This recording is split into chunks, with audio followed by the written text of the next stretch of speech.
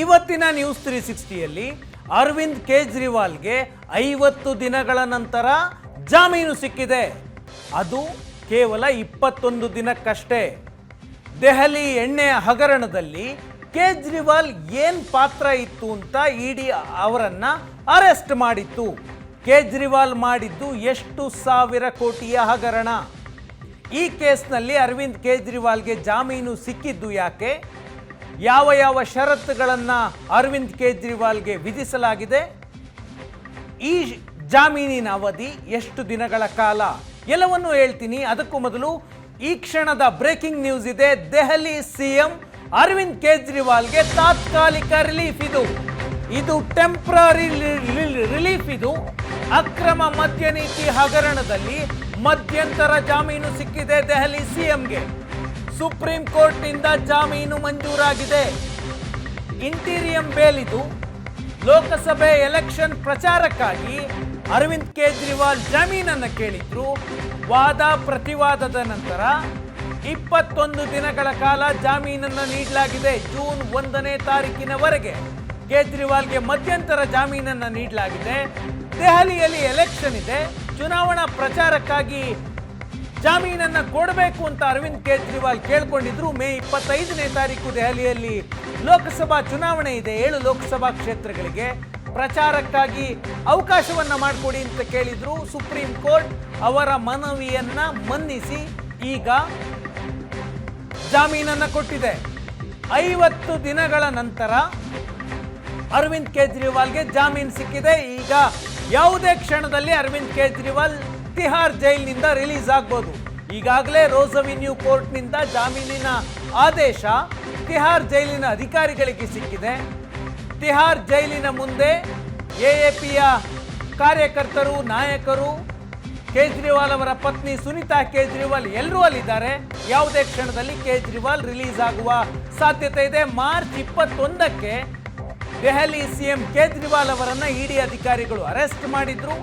ಈಗ 50 ದಿನಗಳ ನಂತರ ಅರವಿಂದ್ ಕೇಜ್ರಿವಾಲ್ಗೆ ಜಾಮೀನು ಸಿಕ್ಕಿದೆ. ಮಧ್ಯಂತರ ಜಾಮೀನಿದು. ಅಂದ್ರೆ ಈ ಕೇಸ್ನಲ್ಲಿ ಅರವಿಂದ್ ಕೇಜ್ರಿವಾಲ್ ಅವರ ವಿರುದ್ಧ ಇನ್ನು SIT ಇನ್ನು ಇಡಿ ಅಧಿಕಾರಿಗಳು ಚಾರ್ಜ್ ಶೀಟ್ ಅನ್ನ ಸಲ್ಲಿಕೆ ಮಾಡಿಲ್ಲ. ಹಾಗಾಗಿ ಇದು ಮಧ್ಯಂತರ ಜಾಮೀನು. ಇವತ್ತೋ ನಾಳೆನೋ ಸಲ್ಲಿಕೆಯಾಗುತ್ತೆ ಅಂತ ಇತ್ತು. ಇವತ್ತು ರೋಸ್ ಅವೆನ್ಯೂ ಕೋರ್ಟ್ಗೆ ಇಡಿಯ ಅಧಿಕಾರಿಗಳು ಬಂದಿದ್ರು.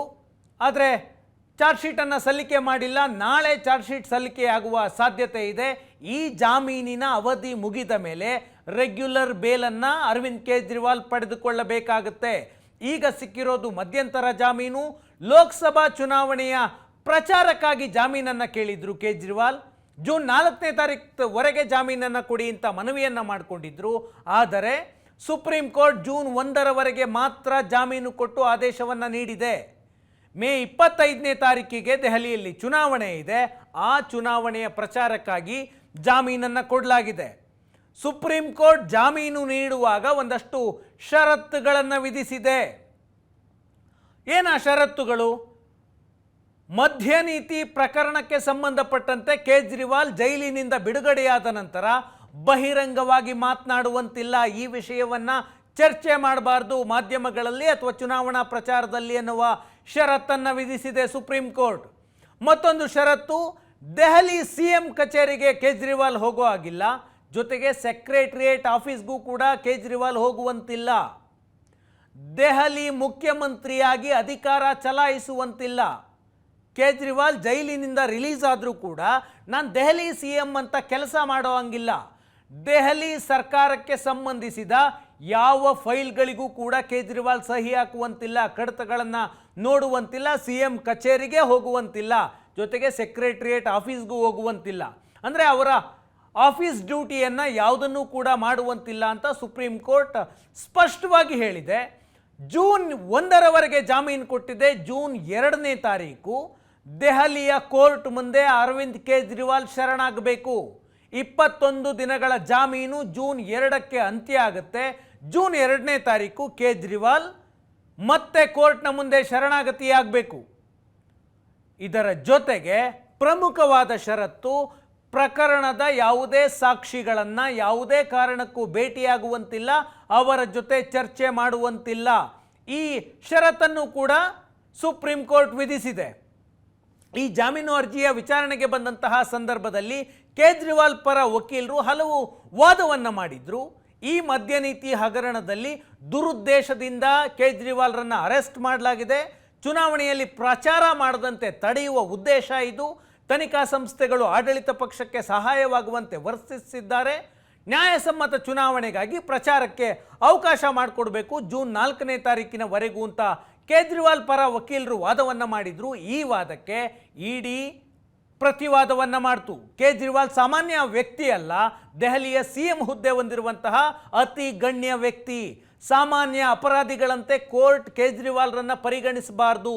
ಚುನಾವಣೆ ಇದೆ ನಿಜ, ಆದರೆ ಇವರು ಸಾಮಾನ್ಯ ಅಪರಾಧಿ ಅಲ್ಲ.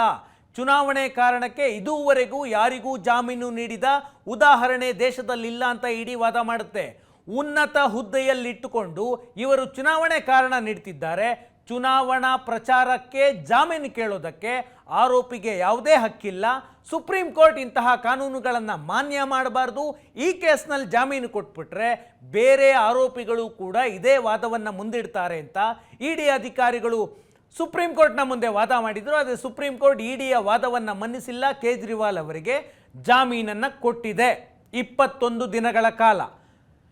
ಈ ದೆಹಲಿ ಮದ್ಯ ನೀತಿಯ ಹಗರಣದಲ್ಲಿ ಅರವಿಂದ್ ಕೇಜ್ರಿವಾಲ್ ತಾನು ಅರೆಸ್ಟ್ ಆಗುವಂತಹ ತಪ್ಪನ್ನು ಏನು ಮಾಡಿದ್ರು? ಕೇಜ್ರಿವಾಲ್ ವಿರುದ್ಧ ಏನು ಆರೋಪ ಇದೆ? ಒಂದು, ಕೇಜ್ರಿವಾಲ್ ಮನೀಶ್ ಸಿಸೋಡಿಯಾ ಜೊತೆ ಸೇರಿ ಇಡೀ ಮದ್ಯ ನೀತಿಯ ಅಕ್ರಮವನ್ನು ಕೇಜ್ರಿವಾಲ್ ನಡೆಸಿದ್ದಾರೆ ಅಂತ. ಮನೀಶ್ ಸಿಸೋಡಿಯಾ ದೆಹಲಿಯ DCM ಆಗಿದ್ರು, ಅವರು ಕೂಡ ಅರೆಸ್ಟ್ ಆಗಿದ್ದಾರೆ. ಖಾಸಗಿ ಕಂಪನಿಗಳಿಂದ ಕಿಕ್ ಬ್ಯಾಕ್ ಪಡೆಯೋದಕ್ಕೆ ಅರವಿಂದ್ ಕೇಜ್ರಿವಾಲ್ ಸ್ವತಃ ಡಿಮ್ಯಾಂಡನ್ನು ಮುಂದಿಟ್ಟಿದ್ರು. ಖಾಸಗಿ ಕಂಪನಿಗಳಿಂದ ನಿಮಗೆ ದಿಲ್ಲಿಯಲ್ಲಿ ಮದ್ಯ ಮಾರಾಟದ ಲೈಸೆನ್ಸ್ ಬೇಕು ಅಂದರೆ ನಮಗೆ ಇಷ್ಟು ಹಣ ಬೇಕು ಅಂತ ಕೇಜ್ರಿವಾಲ್ ಬೇಡಿಕೆ ಇಟ್ಟಿದ್ರು ಅನ್ನೋದು ಆರೋಪ. ಉದ್ಯಮಿ ವಿಜಯ್ ನಾಯರ್ ಹೇಳಿದಂತೆ ದೆಹಲಿಯ ಮದ್ಯ ನೀತಿಯನ್ನು ಕೇಜ್ರಿವಾಲ್ ಮಾಡಿದ್ರು ಅನ್ನೋದು ಮತ್ತೊಂದು ಆರೋಪ. ಕಿಕ್ ಬ್ಯಾಕ್ ಅನ್ನು ಯಾವ ರೀತಿ ಪಡಿಬೇಕು, ಯಾವ ರೀತಿ ನೀತಿಯನ್ನು ರೂಪಿಸಬೇಕು ಅಂತ ನಿರ್ಧಾರ ಮಾಡಿದ್ದೇ CM ಕೇಜ್ರಿವಾಲ್, ಇದು ಆರೋಪ ಇರೋದು. ಜೊತೆಗೆ ಈ ಮದ್ಯ ನೀತಿ ಹಗರಣದಿಂದ ಬಂದಂತಹ 100 ಕೋಟಿ ಕಿಕ್ ಬ್ಯಾಕ್ ಅನ್ನು ಗೋವಾ ಚುನಾವಣೆ ಸಮಯದಲ್ಲಿ ಪಡೆದಿದ್ದಾರೆ ಅನ್ನೋದು ಆರೋಪ. 2022ರ ಗೋವಾ ಚುನಾವಣೆಗಾಗಿ 100 ಕೋಟಿ ಫಂಡನ್ನು ಈ ಮದ್ಯ ನೀತಿ ಹಗರಣದ ಮೂಲಕ ಪಡೆದಿದ್ದಾರೆ ಅನ್ನೋದು ಆರೋಪ. 100 ಕೋಟಿ ಕಿಕ್ ಬ್ಯಾಕ್ನಲ್ಲಿ 43 ಕೋಟಿ ರೂಪಾಯಿ ಹಣವನ್ನು ಗೋವಾ ಚುನಾವಣೆಯಲ್ಲಿ ಬಳಸಲಾಗಿದೆ. ಇದು ಇಡಿ ಹೇಳ್ತಿರೋದು. ಹವಾಲಾ ಮೂಲಕ ಗೋವಾದ AAP ನಾಯಕರಿಗೆ 45 ಕೋಟಿ ಹಣವನ್ನು ರವಾನೆ ಮಾಡಲಾಗಿದೆ. ಇದು ಇಡಿ ಮಾಡ್ತಿರುವಂತಹ ಆರೋಪ. ಕೇಸ್ ದಾಖಲಾದ ಮೇಲೆ ಇಡಿ ಅಧಿಕಾರಿಗಳ ಫೋನ್ ಕದ್ದಾಲಿಕೆ ಮಾಡಿದ್ದಾರೆ. ಅರವಿಂದ್ ಕೇಜ್ರಿವಾಲ್ ದೆಹಲಿಯ CM ಆಗಿದ್ದುಕೊಂಡು ಇಡಿ ಈ ಪ್ರಕರಣದಲ್ಲಿ ಕೇಸನ್ನು ರಿಜಿಸ್ಟರ್ ಮಾಡ್ಕೊಂಡ್ಮೇಲೆ ಇಡಿ ಆಫೀಸರ್ಸ್ ಫೋನ್ ಕದ್ದಾಲಿಕೆಯನ್ನು ಮಾಡಿದ್ದಾರೆ, ಇದು ಆರೋಪ. ಮತ್ತು ಇಡೀ ಪ್ರಕರಣವನ್ನು ಬಯಲಿಗೆಳೆದಿದ್ದು ಇವತ್ತಿಗೆ AAP ಆರೋಪ ಮಾಡ್ತಾ ಇದೆ, BJP ಟಾರ್ಗೆಟ್ ಮಾಡ್ತಾ ಇದೆ. ಈ ಪ್ರಕರಣದಲ್ಲಿ ಅರವಿಂದ್ ಕೇಜ್ರಿವಾಲ್ನನ್ನ ಅರೆಸ್ಟ್ ಮಾಡಲೇಬೇಕು ಅಂತ BJP ಷಡ್ಯಂತ್ರ ಮಾಡ್ತಾ ಇದೆ. ಈ ಎಲ್ಲ ಆರೋಪಗಳನ್ನು ಇವತ್ತು AAP ಮಾಡ್ತಾ ಇದೆ. ಆದರೆ ಇಡೀ ದೆಹಲಿ ಎಣ್ಣೆ ಹಗರಣವನ್ನು, ಮದ್ಯ ನೀತಿ ಹಗರಣವನ್ನು ಬಯಲಿಗೆಳೆದಿದ್ದೇ ಕಾಂಗ್ರೆಸ್. ದೆಹಲಿ ಮದ್ಯ ನೀತಿ ಹಗರಣದ ಮೊದಲ ಆರೋಪ ಮಾಡಿದ್ದು ಕಾಂಗ್ರೆಸ್ನ ದೆಹಲಿಯ ಮುಖಂಡ ಅಜಯ್ ಮಾಕೆನ್ ಆರೋಪ ಮಾಡಿದ್ರು. ಮದ್ಯ ನೀತಿ ಜಾರಿಗೆ ಬಂದ ನಂತರ ಕಾಂಗ್ರೆಸ್ ಸರಣಿ ಪ್ರೆಸ್ ಮೀಟ್ಗಳನ್ನು ಮಾಡಿ ಅರವಿಂದ್ ಕೇಜ್ರಿವಾಲ್ ಈ ವಿಷಯದಲ್ಲಿ ಭ್ರಷ್ಟಾಚಾರ ಮಾಡಿದ್ದಾರೆ ಅಂತ ಕಾಂಗ್ರೆಸ್ ನೇರವಾಗಿ ಆರೋಪ ಮಾಡಿತ್ತು. 2022ರ ಜೂನ್ನಲ್ಲಿ ಕೇಜ್ರಿವಾಲ್ ವಿರುದ್ಧ ಕಾಂಗ್ರೆಸ್ ದೂರನ್ನು ಕೊಟ್ಟಿತ್ತು. ಕೇಜ್ರಿವಾಲ್ ಕಿಕ್ ಬ್ಯಾಕ್ ಪಡೆದಿದ್ದಾರೆ ಅಂತ ಅಜಯ್ ಮಾಕೆನ್ ನೇರವಾದಂತಹ ಆರೋಪವನ್ನು ಪ್ರೆಸ್ ಮೀಟ್ ಮಾಡಿ ಬಹಿರಂಗವಾಗಿ ಮಾಡಿದ್ರು. 100 ಕೋಟಿ ಹಣವನ್ನು ಕಿಕ್ ಬ್ಯಾಕ್ ಪಡೆದಿದ್ದಾರೆ ಅಂತ ಅಜಯ್ ಮಾಕೆನ್ ಆರೋಪವನ್ನು ಮಾಡಿದ್ರು. ಅಜಯ್ ಮಾಕೆನ್ ಕೊಟ್ಟ ದೂರು, ಅವರು ಮಾಡಿದಂತಹ ಆರೋಪ, ಜೊತೆಗೆ ಕಾಂಗ್ರೆಸ್ ದೆಹಲಿಯಲ್ಲಿ ಮಾಡಿದ ಹೋರಾಟದ ನಂತರ ದೆಹಲಿಯ ರಾಜ್ಯಪಾಲರು ಲೆಫ್ಟಿನೆಂಟ್ ಜನರಲ್ ಈ ಪ್ರಕರಣವನ್ನು CBI ತನಿಖೆಗೆ ಒಪ್ಪಿಸಿದ್ರು. ಅದಾದ ನಂತರ ಇಡಿ ಕೂಡ ಈ ಕೇಸ್ನ ತನಿಖೆಯನ್ನು ಮಾಡ್ತಾ ಇದೆ.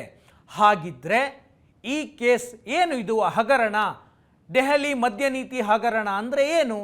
ಒಂದು ಬ್ರೀಫಾಗಿ ಹೇಳ್ಬಿಡ್ತೀನಿ. 2021 ನವೆಂಬರ್ನಲ್ಲಿ ಕೇಜ್ರಿವಾಲ್ ಸರ್ಕಾರದಿಂದ ಹೊಸ ಮದ್ಯ ನೀತಿ ಜಾರಿಗೆ ಬಂತು. ಅಲ್ಲಿಯವರೆಗೂ ಒಂದು ರೀತಿಯ ರೂಲ್ಸ್ ಆ್ಯಂಡ್ ರೆಗ್ಯುಲೇಷನ್ಸ್ ಇತ್ತು ದೆಹಲಿಯಲ್ಲಿ ಮದ್ಯ ಮಾರಾಟಕ್ಕೋಸ್ಕರ.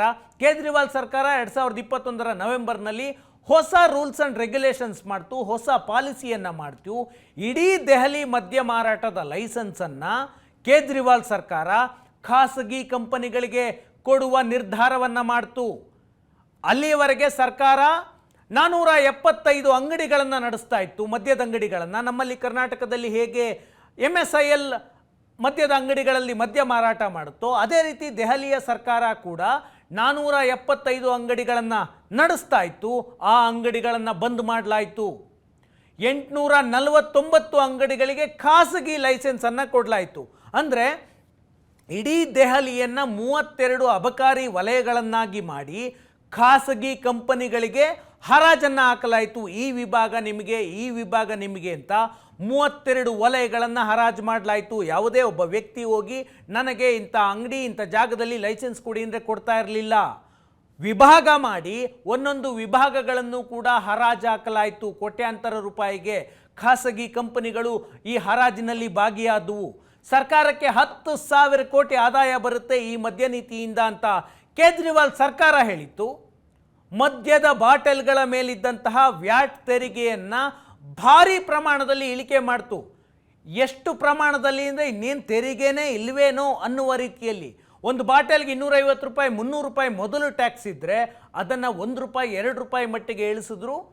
ಹರಾಜಿನ ಮೂಲಕ ಖಾಸಗಿ ಕಂಪನಿಗಳು ದುಡ್ಡು ಕೊಡ್ತವೆ, ಆ ಮೂಲಕ ಸರ್ಕಾರದ ಖಜಾನೆಗೆ ದುಡ್ಡು ಬರುತ್ತೆ, ನಾವು ಟ್ಯಾಕ್ಸ್ ಹಾಕೋದಿಲ್ಲ ಅನ್ನುವ ನಿರ್ಧಾರ ಇದು, ಅನ್ನುವ ನೀತಿ ಇದು. ಹೊಸ ಮದ್ಯ ನೀತಿ ಜಾರಿಗೆ ಬಂದ ನಂತರ ಸರ್ಕಾರಕ್ಕೆ ಆದಾಯ ಜಾಸ್ತಿಯಾಗೋದ್ರ ಬದಲು ನಷ್ಟ ಆಯಿತು. ಇಡೀ ದೆಹಲಿಯಲ್ಲಿ ಮದ್ಯ ಮಾರಾಟ ಹೆಚ್ಚಾಯಿತು, ಆನ್ಲೈನ್ ಮಾರಾಟ ಆಯಿತು.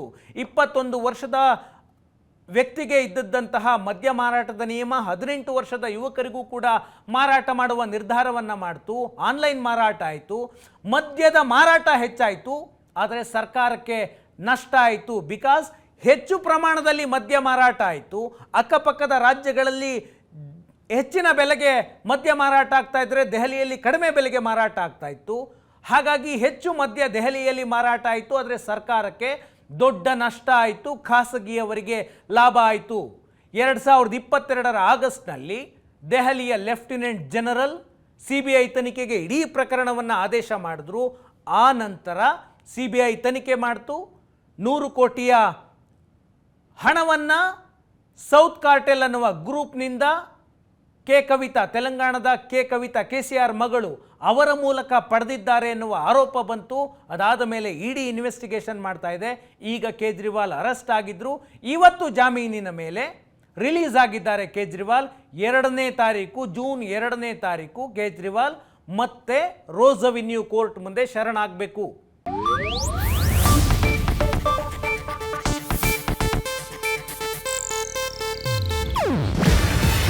ಇದು ಏಷ್ಯಾನೆಟ್ ನ್ಯೂಸ್ ನೆಟ್ವರ್ಕ್ ಪ್ರಸ್ತುತಿ. ನೀವು ನೋಡ್ತಿದ್ದೀರಾ ಏಷ್ಯಾನೆಟ್ ಸುವರ್ಣ ನ್ಯೂಸ್.